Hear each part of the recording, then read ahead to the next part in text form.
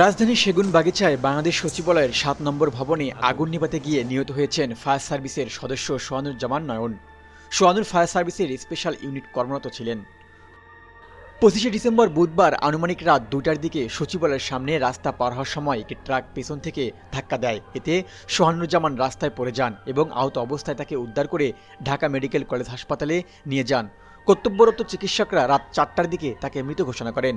ওই ঘটনায় আরও একজন ফায়ার সার্ভিসের সদস্য হাবিবুর রহমান আহত হয়েছেন।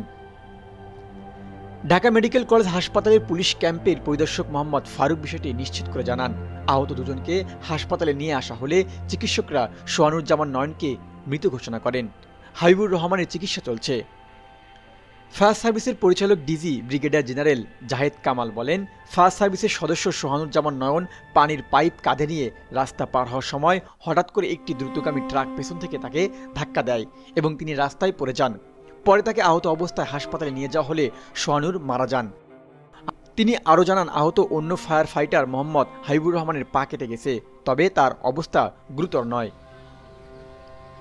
উল্লেখ্য, সোহানুজ্জামান নয়ন রংপুর জেলার মিঠাপুকুর থানার মিলনপুর ইউনিয়নের আউটপুনিয়া গ্রামের আক্তারুজ্জামানের একমাত্র ছেলে ছিলেন। ২ বছর ধরে তিনি ফায়ার সার্ভিসের কর্মরত ছিলেন। ফায়ার সার্ভিস ও পুলিশ জানান, এই দুর্ঘটনার পর থেকে তদন্ত শুরু করছে, তবে ট্রাকের চালককে এখন পর্যন্ত শনাক্ত করা সম্ভব হয়নি।